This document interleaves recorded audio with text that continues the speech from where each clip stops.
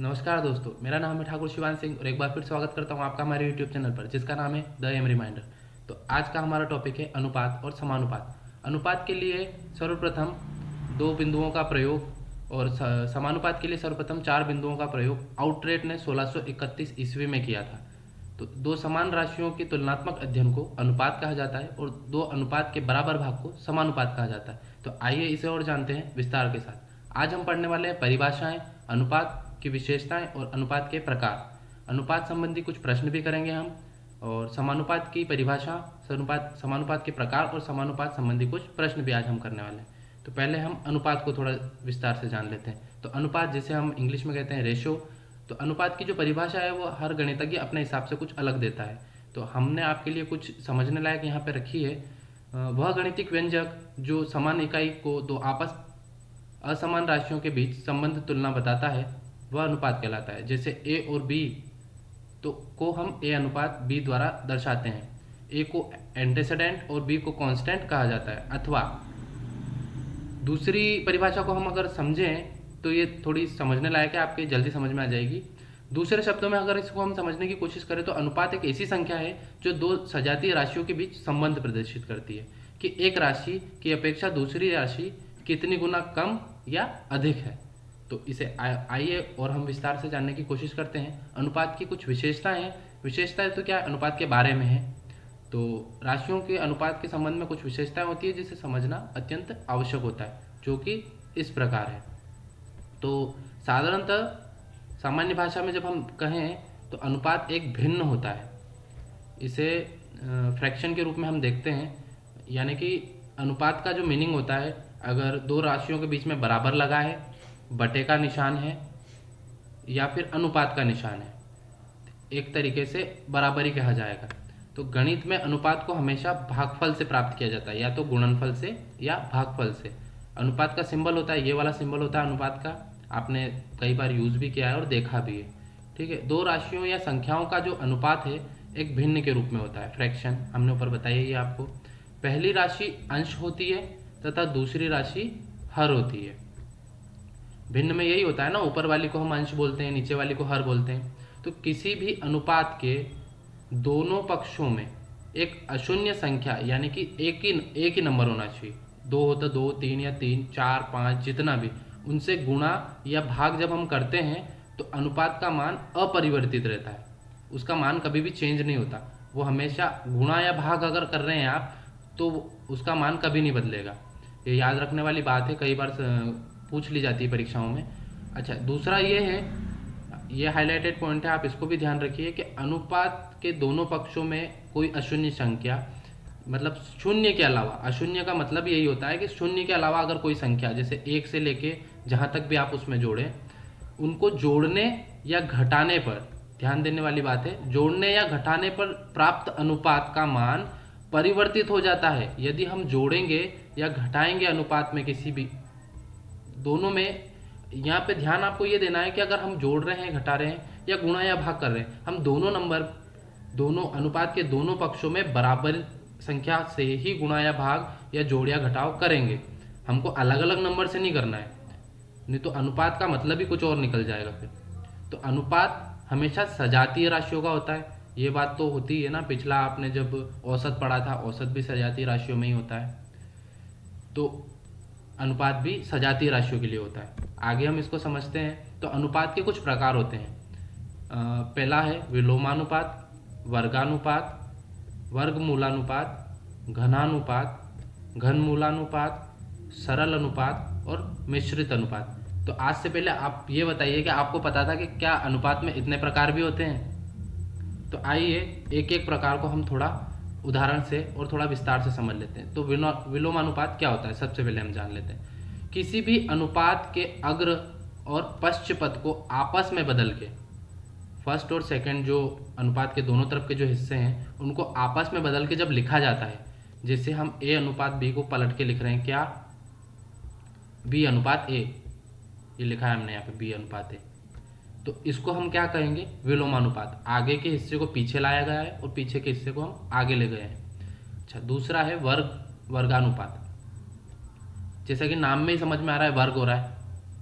तो यदि हम किसी अनुपात में समान संख्या से गुणा करें, जो अनुपात है उसी की संख्या से हम उसमें अगर गुणा करेंगे, नॉर्मल है, हम किसी भी संख्या में अदरवाइज भी हम अगर करते हैं तो भी क्या होगा, वो या तो हम उसको वर्ग के रूप में लिख सकते हैं, जैसे हम अगर 4 में 4 का ही गुणा कर दें तो हम उसको वर्ग के रूप में लिख सकते हैं, और ऐसे भी लिख सकते हैं नॉर्मली, जैसे 3:6 का वर्गानुपात क्या होगा यहाँ पे 9:36। पर अगर जैसे ही अभी मैंने पिछले आपको क्या बताया कि अगर हम सेम नंबर से अगर गुणा कर रहे हैं तो क्या होगा, इसको जब हम वापस अगर काटते हैं तो ये वापस क्या आ जाएगा 3:6। आगे हम इसमें बढ़ते हैं, अनुपात के कुछ और प्रकार हम समझते हैं। तो अगला है वर्गमूलानुपात। जैसे कि नाम से ही समझ में आ रहा है वर्गमूल, यहाँ पे क्या हो रहा है वर्गमूल निकाल रहे हैं। तो किसी भी अनुपात की राशियों का वर्गमूल करने पर जो संख्या प्राप्त होती है, वर्गमूल कर रहे हैं ना हम यहाँ पे, वर्गमूल ये होता है रूट स्क्वायर इंग्लिश में, तो उसे हम वर्गमूलानुपात कहते हैं। यहाँ पे क्या होता है a/b, इसका वर्गमूलानुपात क्या होगा √a/√b। जैसे 4 और 9 का हम अगर वर्गमूलानुपात करते हैं तो 2:3 आ जाएगा, इसका वर्गमूल यही निकलेगा ना, 4 का 2, 9 का 3। अच्छा, अगले की तरफ हम बढ़ते हैं तो घनानुपात। यहाँ भी आपको नाम से ही पता चल रहा है कि किसी भी संख्या का या तो घन कर रहे हैं, घन का मतलब समझते हैं ना आप, 3 लगता है ऊपर सिर पे। ये तो यदि किसी अनुपात को घन करने के उपरांत प्राप्त संख्या क्या कहलाती है घनानुपात। तो a/b का यदि हम घनानुपात करते हैं तो क्या आएगा a³ रेशो। तो 2:3 का घनानुपात भी क्या होगा 8:27। घन निकाल रहे हैं ना हम सीधा सा, क्यूब। तो घन मूलानुपात क्या होगा, जैसे अभी ऊपर वर्ग मूलानुपात हो गया था, अंडर रूट लग जाएगा। तो a/b का घनानुपात क्या होगा a√³ और b√³। तो 8 और 27 का घन मूलानुपात क्या होगा, जब हम इस रूट को सॉल्व करते हैं तो रूट से बाहर जो संख्या निकलती है हम उसको लिखते हैं। तो 8 का होगा 2 और 27 का होगा 3। आगे हम बढ़ते हैं तो अनुपात के कुछ और प्रकार बाकी है। सरल अनुपात, नाम से ही समझ में आ रहा है सरल अनुपात बिल्कुल सिंपल सी चीज़ नहीं होती। यदि किसी अनुपात में दो राशियां या संख्याएं आपस में अभाज्य हो तो वे सरल अनुपात कहलाती है। जैसे 2:3, 4:5, 5:6। इसको जब हम सॉल्व करेंगे तो ये उठ के यहाँ नीचे आएगा, ये उठ के यहाँ नीचे आता है। ये जिगजैग विधि है, आगे हम पढ़ने वाले हैं इसको भी। तो ये कुछ ऐसे होता है, इसकी संख्या आपस में अभाज्य है, हम किसी भी नंबर को एक दूसरे से कंपेयर नहीं कर सकते, हर अनुपात अलग है, तो इसको हम कहेंगे सरल अनुपात। अच्छा, यहाँ पे आगे मिश्रित अनुपात। अगर सिंपल है तो मिश्रित भी होगा ही, कंपाउंड भी तो करेंगे ही सही हम। तो 2 से अधिक अनुपात के पहले तथा अंतिम पदों के गुणनफल से बने नए अनुपात को 2 अनुपात के अलग अलग पदों के वापस गुणा करके और उनसे जो नया अनुपात बन रहा है उसको हम क्या बोलेंगे मिश्रित अनुपात। तो जैसे हमने उदाहरण में भी समझाया आपको कि a/b तथा c/d है, तो इसका जब मिश्र अनुपात बनेगा तो ac/bd हो जाएगा। मल्टीप्लिकेशन हो गया ना यहाँ पे। ठीक है, आगे बढ़ते हैं। तो अनुपात के कुछ प्रश्न लिए हमने जो आपको अनुपात बेहतर समझाने में काम आएंगे। तो दो संख्याओं के मध्य 2:3 का अनुपात है, दोनों का गुणनफल 54 है। मल्टीप्लिकेशन हो गया यहाँ पे, तो दोनों को जब हम गुणा कर रहे हैं तो 54 आ रहा है। तो ये संख्याएं क्या है, अच्छा ऑप्शन दिए हैं हमने 5, यहाँ है 7, 8 और 3। तो करते हैं सॉल्व। तो सॉल्यूशन है इसका, अच्छा यहाँ पे हमको x मानना पड़ता है। वैसे हम x मानते नहीं है, किसी भी सवाल को x मान के सॉल्व करना अच्छा नहीं लगता, बट यहाँ पे x हमने माना नहीं है, x की वैल्यू यहाँ पे रखनी पड़ती है, बिकॉज ऑफ यहाँ पे आपको रखने के लिए कुछ चाहिए कांस्टेंट। तो 2x/3x = 54। तो यहाँ पे जब हम इनका गुणा कर रहे हैं 2 × 3 = 54।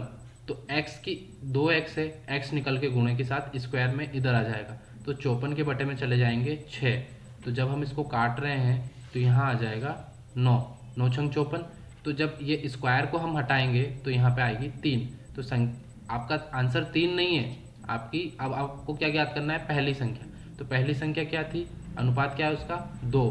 तो 2 का गुणा हम जब 3 में करेंगे तो पहली संख्या आएगी क्या, 6। और दूसरी संख्या भी अगर हम निकाल लें तो 3 का गुणा जब हम 3 में कर देंगे तो अगली संख्या आ जाएगी 9। अच्छा, अगर आपको क्रॉस चेक करने की भी आदत है और नहीं भी है तो आपको क्रॉस चेक करना चाहिए। तो 6 और 9 का जब हम गुणा कर रहे हैं तो क्या आ रहा है, 54 आ रहा है। मतलब जब सवाल में कहा गया था गुणनफल। अच्छा, अगले क्वेश्चन की तरफ चलते हैं। तो 3 संख्याओं के मध्य 2, 3, 4 का अनुपात है और इनके वर्गों का योग, यहाँ आ गया देखो वर्गानुपात। तो वर्गों का योग क्या है, 1044। तो पहली संख्या क्या होगी, इन्होंने पूछा है हमसे पहली संख्या क्या होगी।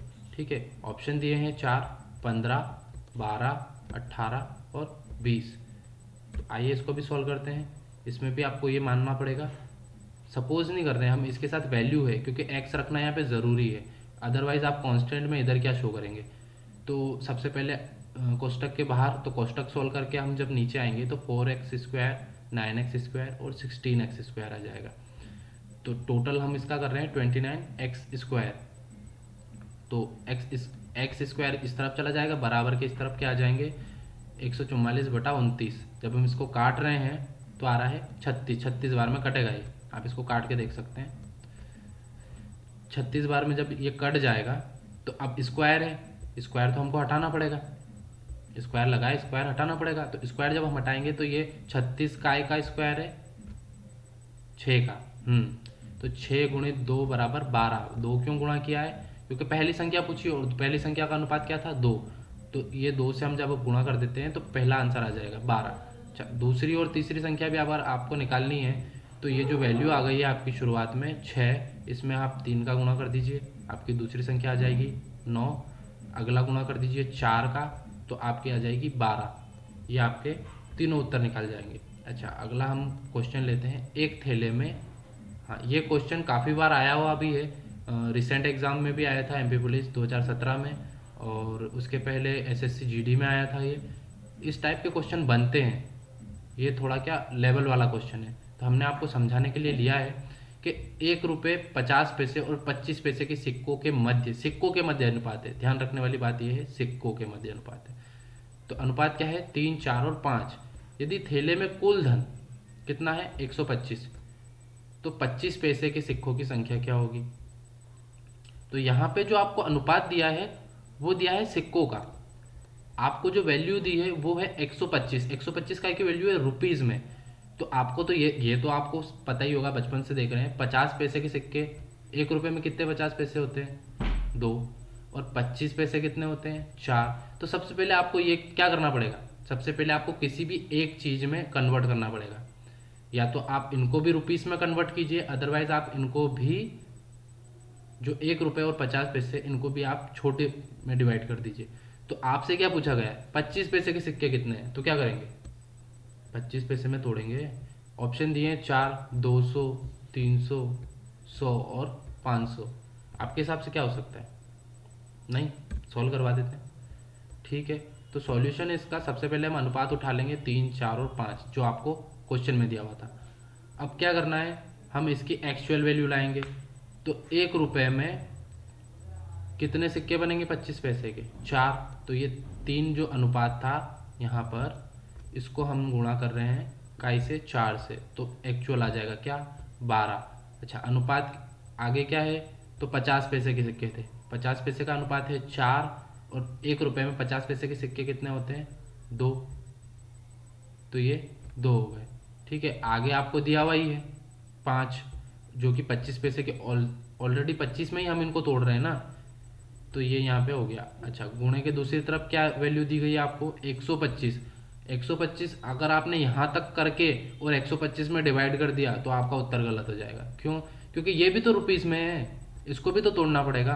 तो यहाँ पे अपन इसको भी 4 से गुणा करेंगे, तो यहाँ पे आपका पास अनुपात आ गया 12, 8 और 5।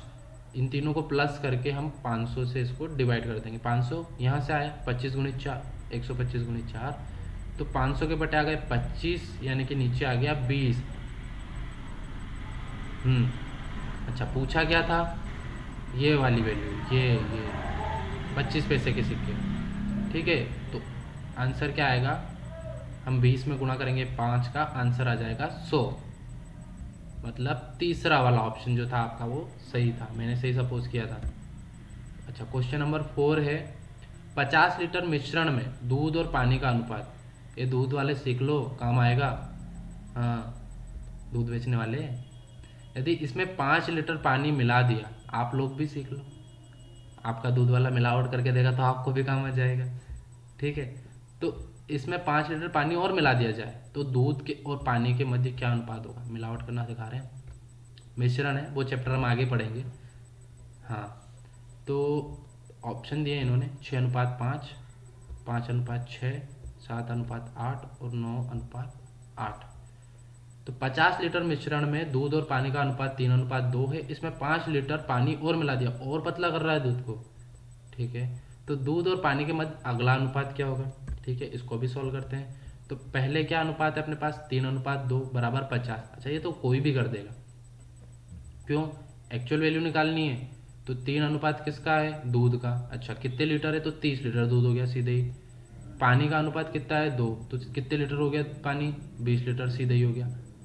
50 में से 2 हिस्से कर ही दिए हमने। ठीक है, अब उसने क्या बोला? मैं 5 लीटर पानी और डाल रहा हूँ, तो ये 30 लीटर दूध तो वैसे ही है, 20 में उसने 5 और जोड़ दिया, कितना हो गया? 25 लीटर।